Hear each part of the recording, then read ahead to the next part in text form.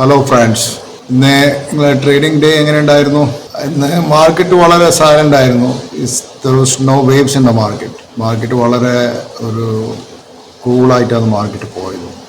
അതുകൊണ്ട് ഇന്ന് ഡേ ട്രേഡേഴ്സിന് സ്വിങ് ഇല്ലെങ്കിൽ ഡേ ട്രേഡേഴ്സിന് they won't make money. That's what I feel.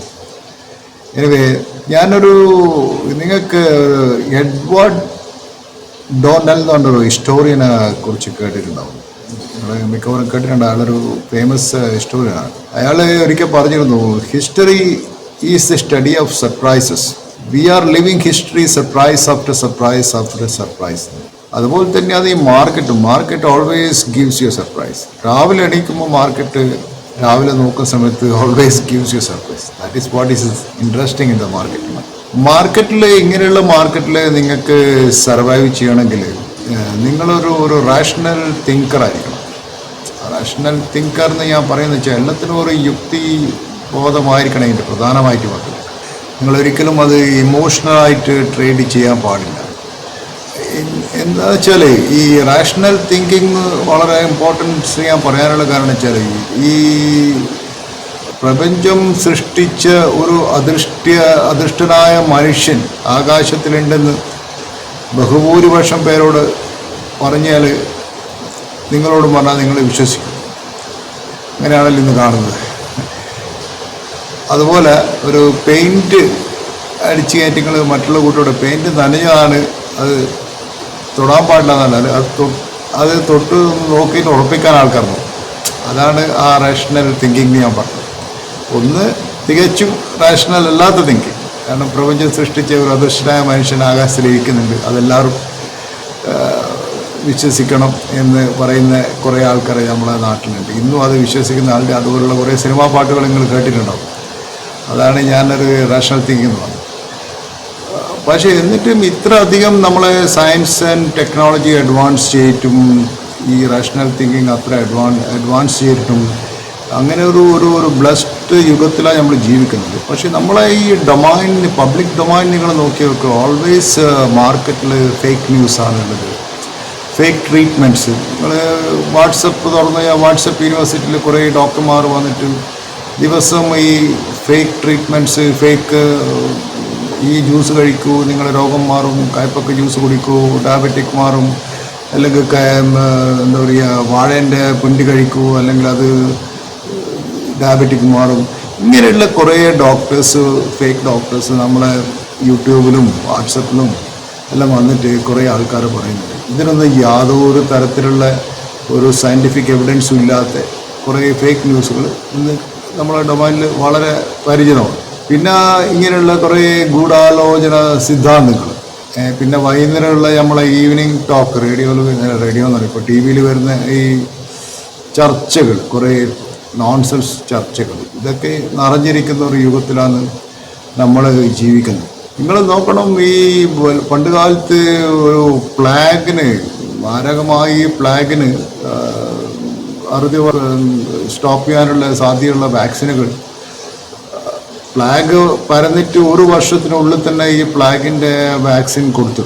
എന്നിട്ടും അതേ വർഷം തന്നെ COVID-19 പാൻഡമിക് വന്നപ്പോൾ പല ഗൂഢാലോചന സിദ്ധാന്തങ്ങളൊരു കാരണമില്ലായിരുന്നു മാർക്കറ്റിൽ. അതേക്കാരുണ്ട്. പണ്ട് ഈ കോവിഡ് വന്ന സമയത്ത് അമേരിക്കക്കാർ, എസ്പെഷ്യലി നമ്മൾ അമേരിക്കൻ പ്രസിഡന്റ് ട്രംപ് തന്നെ വളരെ പറഞ്ഞിറക്കിയ ഒരു സിദ്ധാന്തം വെച്ചാൽ ഇത് ചൈനക്കാരുണ്ടാക്കിയൊരു ജൈവായുധമാണ്. അല്ലെങ്കിൽ പിന്നെ ആൾ പറഞ്ഞ് ഡൊണാൾഡ് ട്രംപിനെ വീണ്ടും തിരഞ്ഞെടുക്കാനുള്ള ഒരു തെരഞ്ഞെടുപ്പിനുള്ള സാധ്യതകൾ അട്ടിമറിക്കാൻ ഡെമോക്രാറ്റ് ചെയ്ത പരിപാടിയെന്ന് ട്രംപ് പിന്നെയും പറഞ്ഞിറക്കി. അതൊരു തട്ടിപ്പാന്നുണ്ടെങ്കിൽ പിന്നെ അയാൾ പറയുന്നത് വെച്ചാൽ, പിന്നെ ഈ ചില കൂട്ട് പറഞ്ഞ് ഈ മൈക്രോസോഫ്റ്റിൻ്റെ ബിൽഗേറ്റ് ആളുകളെ ശരീരത്തിൽ ടാഗ് ചെയ്യാവുന്ന മൈക്രോ ചിപ്പുകൾ ഘടിപ്പിക്കാനുള്ള ഒരു പരിപാടിയെന്ന് പറഞ്ഞ് ആൾക്കാർ കുറേ പരത്തി.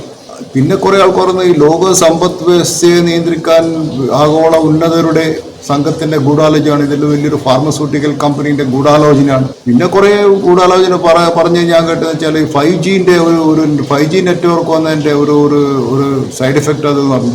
അതിൻ്റെ ഒരു സൈഡ് എഫക്റ്റാണ്. പിന്നെ അതിൽ ഏറ്റവും വലിയ സങ്കടം എനിക്ക് തോന്നി, ആന്റണി ഫൗസി എന്ന് വെച്ചാൽ ഹാരിസൺ പ്രിൻസിപ്പിളിന്റെ ഒരു എഡിറ്ററാണ് ആള്, ഒരു ചീഫ് ഡോക്ടറാണ്, അമേരിക്കൻ നാഷണൽ ഇൻസ്റ്റിറ്റ്യൂട്ട് ഓഫ് ഡയറക്ടറാണ്, അലർജി ഇങ്ങനെയുള്ള സാംക്രമിക രോഗങ്ങൾ അതിൻ്റെ ഡിപ്പാർട്ട്മെന്റ് ഹെഡാണ്. അയാൾക്ക് വാക്സിനിൽ നിന്ന് അമിത ലാഭം നേടാൻ ഉണ്ടാക്കിയൊരു പരിപാടിയാണെന്ന് പറഞ്ഞിറക്കി. അപ്പോൾ ഈ വാക്സിനെ കുറിച്ചിട്ട് ഇത്രയും അറിയാത്ത ജനങ്ങൾ, ഈ ഒരു ഒരു ഒരു വിവരവും ഇല്ലാത്ത ജനങ്ങൾ ഇതുമാതിരിയുള്ള കുറേ ഈ അന്ധവിശ്വാസങ്ങളും ഇങ്ങനെയുള്ള കാർണിവൽ ഓഫ് ഫാൾസ് ന്യൂസ് മാർക്കറ്റിൽ പറഞ്ഞിറക്കിയിട്ടുണ്ട്. അപ്പോൾ ഇത് ഈ വാക്സിൻ്റെ ഈ വന്നത് പല സെലിബ്രിറ്റികളും ആ സമയത്ത് ഗവൺമെൻറ് പല സെലിബ്രിറ്റികളും പറഞ്ഞ് ഞങ്ങൾ വാക്സിൻ എടുക്കില്ല. അതിന് സപ്പോർട്ട് ചെയ്തിട്ട് കുറേ രാഷ്ട്രീയക്കാരും വന്നു. ട്രംപ്, അമേരിക്കൻ ചില സെലിബ്രിറ്റീസ് പറഞ്ഞു ഞങ്ങൾ ഈ വാക്സിൻ എടുക്കില്ല. അപ്പോൾ അത് വലിയൊരു പബ്ലിസിറ്റിയായി. പിന്നെ ഈ അമേരിക്കൻ പ്രസിഡന്റ് എന്ന് വെച്ചാൽ US പ്രസിഡന്റ് വെച്ചാൽ ലോകത്തിലെ ഏറ്റവും പവർഫുൾ മാനാണ്. ഇപ്പോൾ അമേരിക്കൻ പ്രസിഡന്റ് വെച്ചാൽ ലോകത്തിലെ നമ്പർ 1 പവർഫുൾ മാനാണ്. അപ്പോൾ അങ്ങനെയുള്ള അമേരിക്കൻ പ്രസിഡന്റ് പറയും ഞാൻ വാക്സിൻ എടുക്കില്ല എന്ന് പറയുന്നത്, സോഷ്യൽ ഡിസ്റ്റൻസിങ് വേണ്ട. പിന്നെ അയാൾ പറയുന്നത് വെച്ചാൽ ഞാൻ മലേറിയൻ്റെ ഡ്രഗ് കഴിച്ചാൽ മതി, അല്ലെങ്കിൽ പിന്നെ കുറച്ച് നേരം സൂര്യപ്രകാശം കൊണ്ടാൽ മതി, അത് പോവും. ഇങ്ങനെയുള്ള യുക്തിസഹജമായ എന്താ പറയുക ഈ ന്യൂസ് മാർക്കറ്റിൽ വളരെ ഉണ്ടായിരുന്നു ആ സമയത്ത്. അപ്പോൾ ഈ അയാൾ പറഞ്ഞ COVID-19 2020 ഫെബ്രുവരി ആ സമയത്ത് കംപ്ലീറ്റ് വാനിഷ് ആവും, അതിന് മരുന്നൊന്നും ആവശ്യമില്ല, മലേറിയൻ്റെ കുറേ ക്ലോറോക്വിൻ കൊടുത്താൽ മതി, അല്ലെങ്കിൽ ബ്ലീച്ച് ഇഞ്ചക്ഷൻ കൊടുത്താൽ മതി എന്ന് അയാളെന്ന് പറഞ്ഞാൽ എനിക്കിപ്പോൾ ഓർമ്മ കിട്ടും. പിന്നെ അയാൾ തന്നെ മാസ്ക് എടുത്ത് ചാടും. മാസ്ക് അയാളെടുത്ത് ഞാൻ കണ്ടിട്ടില്ല ട്രംപ്. പിന്നെ സോഷ്യൽ ഡിസ്റ്റൻസിങ് അയാൾ അവഗണിച്ചു. ഇത് എന്താണെന്ന് വെച്ചാൽ ഇത് പിന്നെ അപ്പോൾ ഈ ലോകത്തിൽ തന്നെ ഏറ്റവും ഒരു പവർഫുൾ ആയിട്ടുള്ള ആളിങ്ങനെ പറയുമ്പം ലക്ഷക്കണക്കിന് വരുന്ന അമേരിക്കക്കാർ, ഈ അമേരിക്കയിൽ 40% ഇയാളെ സപ്പോർട്ടർ ഉണ്ടെന്നാണ് പറയുന്നത്. ഇവരൊക്കെ അയാളെ ഫോളോ ചെയ്യുന്നു. അപ്പോൾ അതെന്താ സംഭവിച്ചതെന്ന് വെച്ചാൽ, അതിനെക്കൊണ്ടെന്താ സംഭവിച്ചാൽ ഇതുപോലുള്ള ഈ റാഷണൽ തിങ്കിങ് എന്താ സംഭവിച്ചാൽ ഈ കുറേ ആൾക്കാരെ മരിക്കുകയും സ്മോൾ ബിസിനസ് സാമ്പത്തിക ബുദ്ധിമുട്ടുകളെല്ലാം ജനങ്ങളെ വർദ്ധിപ്പിക്കുകയും ചെയ്യും. അതാണ് ഈ റാഷണൽ തിങ്കിങ്ങിനെ കുറിച്ചിട്ട് ഞാൻ ഇന്ന് പറഞ്ഞത്. അപ്പോൾ എനിവേ ഞാനിത് പറയാനുള്ളതാണ്, മാർക്കറ്റിലും ഇത് വളരെ അത്യാവശ്യമാണ്. നമ്മൾക്ക് ഈ റാഷണൽ തിങ്കിങ് എപ്പോഴും ഈ ട്രേഡ് ചെയ്യണമെങ്കിൽ നിങ്ങൾ നോക്കിയാൽ ലോകത്തിലെ ഏറ്റവും വലിയ ട്രേഡേഴ്സൊക്കെ ചാർട്ടേഡ് അക്കൗണ്ട്സ് ഒന്നുമല്ല. ലോകത്തിലെ ഏറ്റവും വലിയ ട്രേഡേഴ്സും സക്സസ്ഫുൾ ട്രേഡേഴ്സും most of them are mathematicians. Even നിങ്ങൾ ഈ ട്രേഡ് ചെയ്യുന്ന ഈ മിക്ക ഫിനാൻഷ്യൽ ഇന്നത്തെ ഫ്യൂച്ചേഴ്സ് ഓപ്ഷൻ ഇതൊക്കെ മാത്തമെറ്റീഷ്യൻസിൻ്റെ ഇൻവെൻഷനാണ്, അല്ലാണ്ട് ചാർട്ടേഡ് അക്കൗണ്ട്സിൻ്റെ ഇൻവെൻഷൻ അല്ലേ. And they never a good trader. Anyway ഞാൻ മാർക്കറ്റിലേക്ക് വരാം. ഇന്നത്തെ മാർക്കറ്റിനെ കുറിച്ച് പറയുന്നത് വെച്ചാൽ ഇന്ന് ന്യൂസ് കണ്ടതെന്ന് വെച്ചാൽ HDFC ബാങ്കിന് മോഡീസ് ഒന്നും കൂടി ക്രെഡിറ്റ് റേറ്റിംഗ് കൊടുത്തൊന്ന് ശക്തമാക്കിയിട്ടുണ്ട്, സ്റ്റേബിൾ ഔട്ട്ലുക്കാണ് പറയുന്നത്. പിന്നെ രണ്ടാമത്തെ ന്യൂസ് ഞാൻ കണ്ടതെന്ന് വെച്ചാൽ ഇതാണ് NSE ഈ മാർജിൻ റൂൾസിന് അതിൽ കുറേ കമ്പനികളെ എക്സ്ക്ലൂഡ് ചെയ്തിട്ടുണ്ട്, മാർജിൻ ഇൻക്ലൂഡിങ് Paytm. നിങ്ങളെ മാർജിനിൽ ട്രേഡ് ചെയ്യരുതെന്നാണ് ഞാൻ പറയുന്നത്. ഈ മാർജിനും ഓപ്ഷൻ ട്രേഡിംഗ് എല്ലാം വെച്ചാൽ കുറേ ആൾക്കാർ ഇങ്ങനെ ഈ യൂട്യൂബിലൊക്കെ വീഡിയോ ഇടുന്നുണ്ട്. That will make you bankrupt. അത്രയും എനിക്ക് പറയാനുള്ളൂ. കാരണം ഈ ഓപ്ഷൻ എന്ന് വെച്ചാൽ ഓപ്ഷൻ എന്ന് വെച്ചാൽ more complex than any other trading. അതിൽ പല ഫാക്ടേഴ്സ് ഉണ്ട്. അത് ഞാൻ വേറെ ദിവസം സംസാരിക്കാനെ കുറിച്ച്. അത് നിങ്ങൾ അതിലൊന്നും പോയിട്ട് കൈവെക്കരുതെന്നാണ് എന്നോട് എൻ്റെ ഒരു അഭ്യർത്ഥന. കാരണം that will make you bankrupt. ഞാൻ അനുഭവിച്ചത് അതുകൊണ്ട് പറയുന്നത്. കാരണം ഓപ്ഷനിൽ നിങ്ങൾക്ക് പൈസ ഉണ്ടാക്കാൻ വളരെ ബുദ്ധിമുട്ടാണ്. സ്റ്റോക്ക് 10 രൂപ കയറുമ്പോൾ ഓപ്ഷൻ 1 രൂപ കയറില്ല. ഒരു ദിവസം രാവിലെ തൊട്ട് വൈകുന്നേരം വരെ ഇരുന്നിട്ട് 1 രൂപ നിങ്ങൾക്ക് പ്രോഫിറ്റ് ഉണ്ടാക്കാൻ പറ്റില്ല. എന്താ അതിൻ്റെ കാര്യം?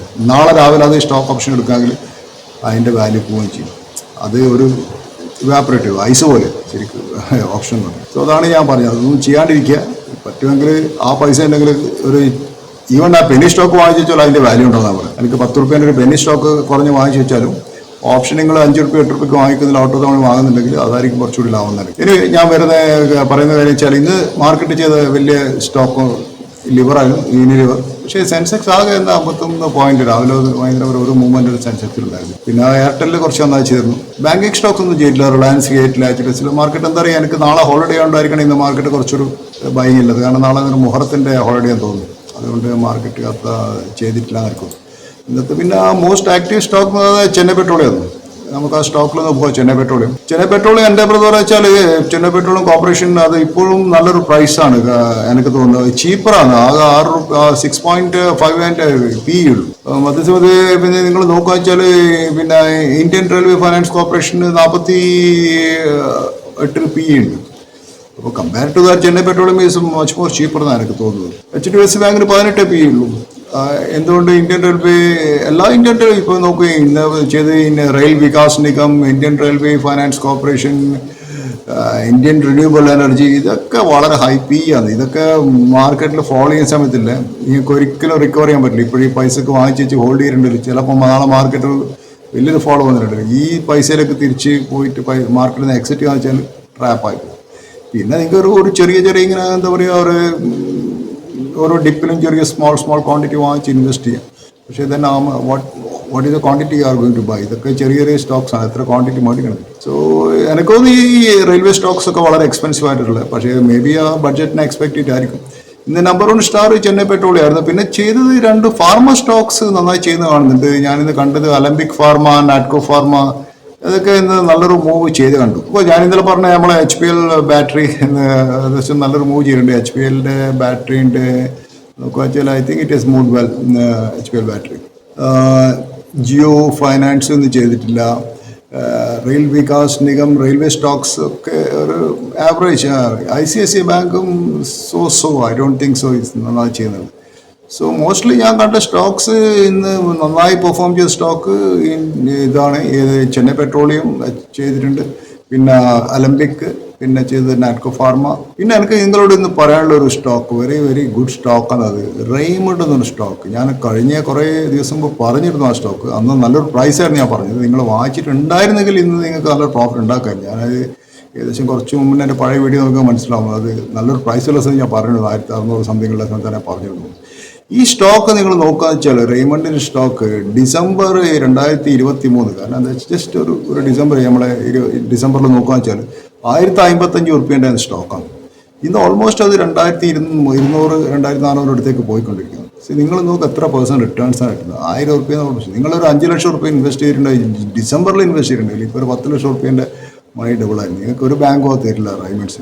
പിന്നെ റെയ്മണ്ട്സ് എൻ്റെ പ്രതി റെയ്മണ്ട്സ് ഒരു ചീപ്പ് സ്റ്റോക്ക് ആയിരുന്നു. റെയ്മണ്ട്സിൻ്റെ പി നോക്കുക വെച്ചാൽ 9 ഉള്ളൂ. നല്ലൊരു പി ആണ് റെയ്മണ്ട്സിൻ്റെ പി കിട്ടുന്നത്. പിന്നെ അതിൻ്റെ ബുക്ക് വാല്യൂ നോക്കുക വെച്ചാൽ 693 കറണ്ട് പ്രൈസും. സോ റെയ്മണ്ട്സ് ഞാൻ വിചാരിക്കുന്നത് നിങ്ങൾക്ക് നല്ലൊരു പ്രൈസിൽ കിട്ടിയിട്ടുണ്ടെങ്കിൽ അത് വാങ്ങിക്കാൻ പറ്റിയൊരു സ്റ്റോക്കായിരിക്കും. റെയ്മണ്ട്സിൻ്റെ ചീപ്പറായിട്ട് എനിക്ക് തോന്നുന്നു. വാല്യൂഷൻ വൈസ് നോക്കുക വെച്ചാലോ, പ്രോഫിറ്റബിലിറ്റി നോക്കുക വെച്ചാലോ എല്ലാം നല്ല സ്റ്റോക്കാണ് റെയ്മണ്ട്സ്.